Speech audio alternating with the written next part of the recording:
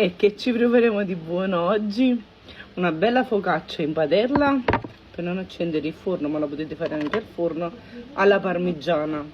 Ma c'è un profumino a casa. Mia figlia ha detto: mamma, ma che stai facendo? È a sorpresa. È caduta una melanzana. Cioè, è uno spettacolo.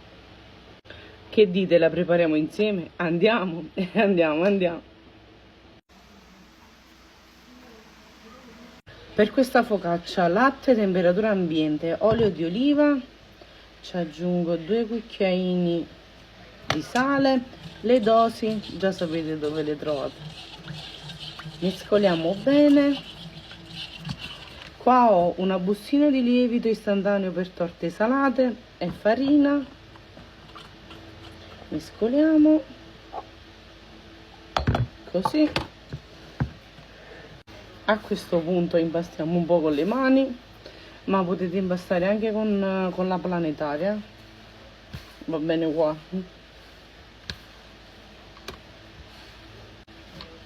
Eccolo pronto, lo dividiamo a metà.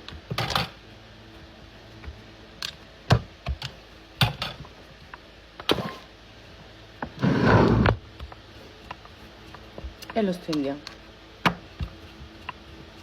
Ho steso anche l'altro, questo è un impasto che non appiccica, vedete, si stende facilmente.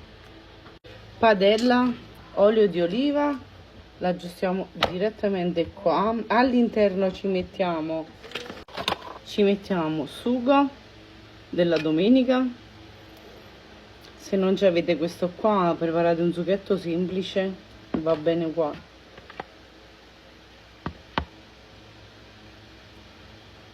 Così. E all'interno le melanzane dorate e fritte. C'è la ricetta sul mio profilo.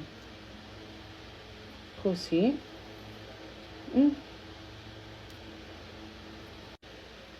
Scamozza affumicata, ma ci potete mettere qualsiasi tipo di formaggio. Ci faccio un altro strato di melanzane. Ecco qua. Ci metto un altro po' di sugo.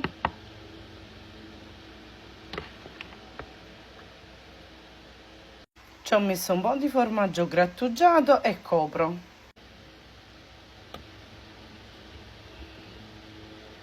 Sigilliamo bene bene. Eccola qua, andiamo a cuocere. Fiamma bassa, medio bassa, non molto alta. Copro e faccio cuocere. Ci ho spruzzato un po' d'olio, sono passati 7-8 minuti.